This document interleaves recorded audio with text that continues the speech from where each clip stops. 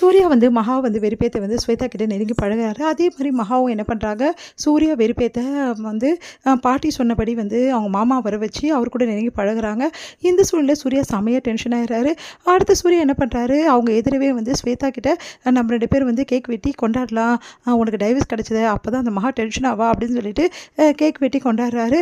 அத பார்த்த மகா என்ன பண்றாங்க, தன்னோட மாமாவுக்கு ஊட்டி விடுறாங்க. அதே மாரி அவரும் ஊட்டி விடுறாரு. இதெல்லாம் பார்க்குற சூர்யா செமையா டென்ஷன் ஆயிடுறாரு. எங்க மாமா இப்ப தான் ஊர்லேருந்து வந்திருக்காரு. அதனால நான் வந்து அவர் கூட டைம் ஸ்பெண்ட் பண்ணணும். நாங்கள் வெளியெல்லாம் நிறைய போக வேண்டியது இருக்கா. அதனால எனக்கு லீவ் வேணும். அப்படி கொடுக்க முடியாது. நான் அதெல்லாம் கொடுத்து தான் ஆகணும். நீங்கள் எனக்கு 2 ஹவர்ஸ் லீவ் வேணும் அப்படி சொல்லிட்டு கேட்குறாங்க. 2 ஹவர்ஸா அப்படின்னோடனே 2 ஹவர்ஸ் கேட்கலையே 4 ஹவர்ஸ் கேட்டேன். என்னது 4 ஹவர்ஸா அப்படின்னு டென்ஷன் ஆயிடுறாரு. சரி நீங்கள் லீவு தரலன்னா நான் மாமா கிட்ட லீவ் வாங்கிக்கிறேன் அப்படின்னு சொல்கிறாரு. அதெல்லாம் தேவையில்லை, சீக்கிரம் போய்ட்டு சீக்கிரம் வா அப்படி சொல்லிட்டு அனுப்புகிறாரு. அடுத்து வந்து ரொம்ப சந்தோஷமாக வாங்க மாமா நம்ம நிறைய பேச வேண்டியது இருக்குது, நிறைய கதைகள்லாம் சொல்ல வேண்டியது இருக்குது, வாங்க மாமா போகலாம் அப்படின்னு சொல்லிட்டு போகிறாங்க. இதை பார்க்குற சூர்யாவுக்கு செம்ம டென்ஷன் ஆகுது. இங்கே வந்து என்ன பண்ணுறாங்கன்னா, பிரபா வந்து அவங்க ஃப்ரெண்டு கூட வந்து கிளம்புறாங்க. எங்கேப்பா போகிற காலையிலேயே அப்படின்னு சொல்லிட்டு வீட்டில் இருக்கவங்களாம் கேட்குறாங்க, வந்து கொட்டீஸ்வரிலாம். அதுக்கு பிரபா வந்து இது மாதிரி வேலை ஒன்று சொல்லியிருக்காங்க, என் ஃப்ரெண்டு சொல்லியிருக்கான், அதான் நான் போகிறேன் அப்படின்னு சொல்லிட்டு அவங்க ஃப்ரெண்டு கூட கிளம்புறாங்க. ஏமா இப்படி கஷ்டப்படணுன்னே, பரவாயில்ல எனக்கு வேலையில் போனால் தான் எல்லாத்தையும் மறக்க முடியும் அப்படின்னு சொல்லிட்டு பிரபா வந்து கிளம்புறாங்க. அடுத்து வந்து பிரபா வண்டியில் வந்துட்டுருக்காங்க அவங்க ஃப்ரெண்டு கிட்ட. நேராக வந்து வண்டி வந்து ஒரு கார் வந்து இடிக்குது.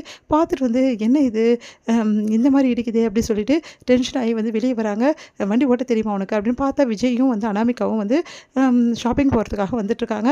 அப்போ வந்து பார்த்துடுறாங்க.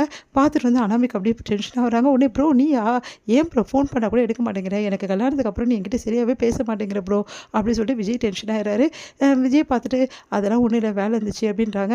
என்ன ப்ரோ திடீர்னு எங்கே போகிற அப்படின்னு சொன்னோன்னா, இந்த மாதிரி வெளியே போகிறேன் அப்படி சொல்லிட்டு இருக்கும்போது அனாமிகா வந்து குறுக்கிட்டு எங்கே போவா, வேறு வழி என்ன இருக்குது, முதல்ல வந்து என்னோட புருஷன் வந்து பின்னாடி உட்காந்துருந்தாரு, அதனால் அவ கூட போயிட்டு இருந்தா, இப்போ நீ தான் இல்லையே விஜய் என் கூட இருக்கியே, அதனால தான் அவளுக்கு ஆள் இல்லை போகிறதுக்கு அப்படின்னு நம்மலாம் பேசுகிறாங்க.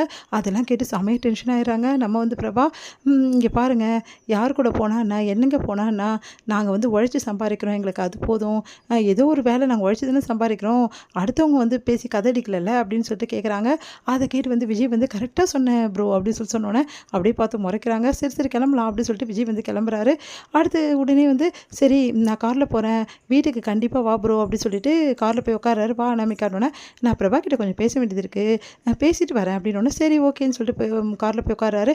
உடனே வந்து இங்கே வந்து என்ன பண்ணுறாங்க, என்ன நினச்சிட்ருக்க, உன் இஷ்டத்துக்கு இருக்கலாம்னு நினச்சேன், எப்படியாவது வந்து பணக்காரன பையனை வளைச்சி போட்டுட்டு குடும்பம் நடத்தலாம் நினச்சேன், எப்படியாவது எங்கள் காதலை பிரிச்சுட்டு உன் காதலை சேர்த்துக்கணும்னு நினச்சேன், அதெல்லாம் எதுவும் நடக்கலை.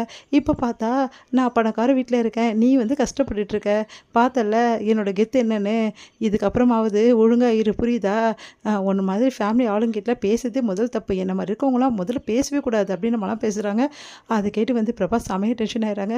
இங்கே பாரு, தேவையில்லாதெல்லாம் பேசி தேவையில்லாத யோசித்து வந்து உன் வாழ்க்கையை நீயே கெடுத்துக்காத, விஜய் வந்து ரொம்ப ரொம்ப நல்லவர், அவர் கூட சேர்ந்து குடும்பம் நடத்த வழியை பாரு, அவர் கூட சேர்ந்து நல்லா வாழ வழியை பாரு, அதை விட்டுட்டு என்ன போட்டு இப்போ பார்த்தாலும் பிரபா பிரபான்னு விஜயை போட்டு டார்ச்சர் பண்ணுறதோ இல்லை வேறு ஏதோ வேலையெல்லாம் பண்ணாத, ஒழுங்காக உன் வாழ்க்கையை வாழ கற்றுக்கோ முதல்ல, அதுக்கப்புறம் மற்றவங்களை அட்வைஸ் பண்ணலாம் அப்படின்னு சொல்லிட்டு பிரபா கிளம்புறாங்க. உடனே அதை கேட்டு செமையாக டென்ஷன் ஆகிடுறாங்க அனாமிகா.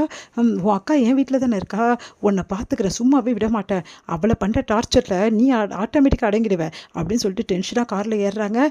என்னாச்சு என்ன பேசினேன் அப்படின்னா, ஒன்றும் இல்லை சும்மா பேசிட்டு இருந்தேன், பிரபா பாவம் இல்லை, ஆமாப்பா அவர் ரொம்ப பாவம்ப்பா, போதும் போதும் வண்டி எடுங்க அப்படின்றாங்க. அதுக்கப்புறம் விஜய் வண்டி எடுக்கிறாரு. இங்கே வந்து பிரபா என்ன பண்ணுறாங்க, வேலை கேட்டு போகிறாங்க. அங்கே வந்து என்ன பண்ணுறாங்க, அவங்க எல்லாருமே அங்கே இருக்கிறவங்க எல்லாருமே வந்து பிரபாவையும் வந்து விஜயும் ஆல்ரெடி வந்து பழகினதை வச்சு ரொம்ப தப்பாக பேசுகிறாங்க. இதனால் பிரபா ரொம்ப மனசு கஷ்டப்படுறாங்க. அங்கேருந்து உடனே வந்து கிளம்பி வந்துடுறாங்க. இதோட முடியுது.